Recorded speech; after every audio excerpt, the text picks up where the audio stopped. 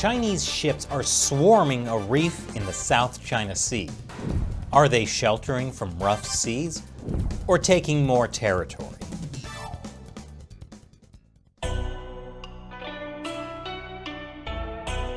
Welcome to China Uncensored. I'm Chris Chappell. Trouble is brewing in the South China Sea. Again, this is Whitsun Reef. It's about 175 miles off the coast of the Philippines. It's also in the Spratly Islands. If that name sounds familiar, it's because the Chinese Communist Party has been building artificial islands in the Spratlys for almost a decade now. More about those islands in a moment. But the recent news is a massive Chinese fishing fleet has anchored at Whitsun Reef, causing tensions with the Philippines. In early March, the Philippine Coast Guard spotted more than 200 Chinese ships at Whitsun Reef. The Coast Guard later released this image of some of those ships. The Philippine Defense Secretary has asked the Chinese vessels to leave. That's because Whitsun Reef is within the Philippines' exclusive economic zone, according to international maritime law. But to no one's surprise, the Chinese Communist Party has ignored international maritime law. China ignored the call, insisting it owns the offshore territory, and that the vessels were sheltering from rough seas. Okay, territorial claims aside, sheltering from rough seas sounds reasonable, right? The problem is, that's a lie. It's a lie because these Chinese ships have been at Whitsun Reef since December 2020. That's according to Simularity, a tech company that analyzes satellite images. The satellite imagery shows that large numbers of Chinese ships have been arriving, mooring, and departing Whitsun Reef since mid-December. In these images from last week, Simularity counted approximately 200 Chinese ships, including some which may be Chinese Coast Guard ships.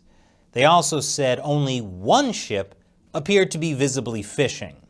And in images from March and stretching back to December, you can see these ships moored together, which is also what's happening in this photo released by the Philippine Coast Guard. As Simularity points out, the ships lashed together like this are not fishing. They're also not waiting out rough seas, because lashing ships together in rough seas can damage them. So that's also a lie. So what are these ships doing? Are they playing bumper boats? Are they LARPing Waterworld? Maybe they're forming a fishing vessel megazord, or doing a historical reenactment of the Battle of the Red Cliffs. Or they're getting together for a massive TikTok sea shanty sing-along. But if it's not any of those, the most likely explanation is the Chinese Communist Party is trying to occupy Whitsun Reef. Those ships will stay there until everyone else just gives up and accepts it. And then the Chinese Communist Party will take over the reef and eventually start building an artificial island on top. And that's even more likely given that at least some of those Chinese fishing vessels are actually part of China's maritime militia. In fact, tracking shows that several of these maritime militia ships have been patrolling the area for the last year. And they're patrolling in patterns that no normal fishing vessels would ever exhibit. When faced with accusations from the Philippines that these fishing vessels are actually part of China's maritime militia, the Chinese embassy said, there is no Chinese maritime militia, which is another lie. Boy, they're good at that. More after the break. Welcome back. If all this Whitsun Reef stuff feels like deja vu, it's because a similar thing happened back in 2012 at the Scarborough Shoal. There was a 2-month standoff between Chinese and Philippine ships at the shoal, until the US stepped in to negotiate. By the end of the meeting between Kurt Campbell, then the top US diplomat for Asia, and Fu Ying, China's vice foreign minister for Asia, the US side believed they had an agreement for both sides to withdraw. But the Chinese side immediately broke the agreement, because when the Philippines withdrew their ships, the Chinese ships stayed.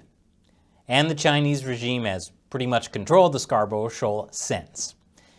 When we went to the Scarborough Shoal in 2016 in a Filipino fishing boat, we could see the Chinese Coast Guard ships guarding the entrance to the shoal. And although we were able to get to the shoal, Chinese ships often stopped Filipino boats from being able to go there. The boat we were on had even previously been rammed by the Chinese Coast Guard. So far, the Chinese Communist Party hasn't built an artificial island at the Scarborough Shoal. They're content to just hold on to their control over the area. But that's not the case in the Spratly Islands, where Whitsun Reef is located. The Chinese regime has already built 7 artificial islands in the Spratlys. Since 2013, China has added 3,200 acres of new land in the Spratlys. One of these new islands on Hughes Reef is only 10 nautical miles from Whitsun Reef. 3 of China's most advanced artificial islands are in the Spratlys as well: Subi Reef, Mischief Reef, and Fiery Cross Reef. In 2018, China quietly installed missile systems on those islands.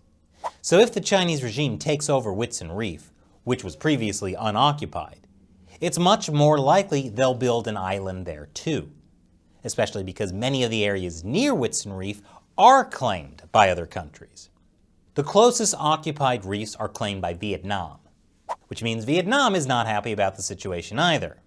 So this could become an even bigger standoff than the Scarborough Shoal incident back in 2012. The Philippines is now sending fighter aircraft over the Chinese vessels to monitor the situation. And the Philippines Defense Secretary says the military will also beef up its naval presence in the South China Sea to conduct sovereignty patrols and protect Filipino fishermen. Meanwhile, the U.S. has said it backs the Philippines in this standoff. The U.S. Embassy in Manila also accused China of using maritime militia to intimidate, provoke, and threaten other nations, which undermines peace and security in the region. You know, the maritime militia the Chinese regime says doesn't even exist. But here's the danger for the Biden administration. President Biden's Asia czar is Kurt Campbell. Campbell is the guy who negotiated the failed Scarborough Shoal deal in 2012. The Obama administration's mistake still has repercussions today. The fact that China got away with reneging on the 2012 Scarborough Shoal deal continues to undermine U.S. credibility. U.S. allies like the Philippines believed they had to adopt a friendlier policy to the Chinese Communist Party because the U.S. wouldn't be able to help them. Meanwhile, the Chinese Communist Party adopted the Scarborough model.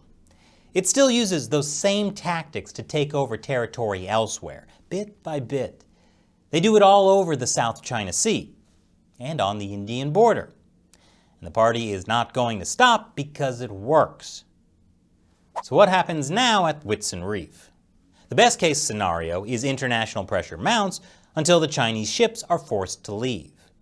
But so far, the Chinese Communist Party is just denying everything and showing no signs of backing down, which means the U.S. will likely have to get involved.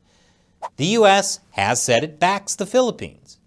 But would the Biden administration make the same mistake as the Obama administration? Will they believe the Chinese Communist Party's lies? If they do make that mistake, that would be a huge blow to the U.S. and its ability to keep the peace in the region. And it would be a huge win for the Chinese Communist Party and its ultimate goal to control the entire South China Sea. Let's hope the U.S. has learned its lesson from 2012. And now it's time for me to answer a question from a member of the China Uncensored 50 Cent Army, fans who support the show on the crowdfunding website Patreon. Ian Jackson asks, Chris, you're like a Taiwanese pineapple, rough on the outside, sweet on the inside, and the CCP is trying to ban you. So what's the story with the CCP? When will they learn that trying to ban something just makes everybody look at it in greater detail? Didn't they get the memo?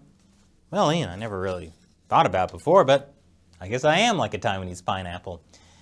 If you didn't see our episode about it, China recently banned the import of Taiwanese pineapple. That created a huge backlash. In 4 days, the people of Taiwan bought the entire year's worth of exports.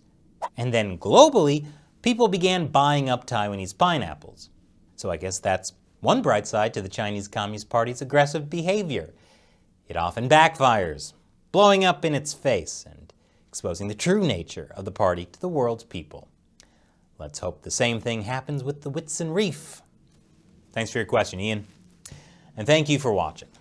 If you'd like me to answer your question on the show, join the China Uncensored 50-cent army for as little as $1 per episode on the crowdfunding website Patreon. Visit patreon.com/ChinaUncensored for more. Once again, I'm Chris Chappell. See you next time.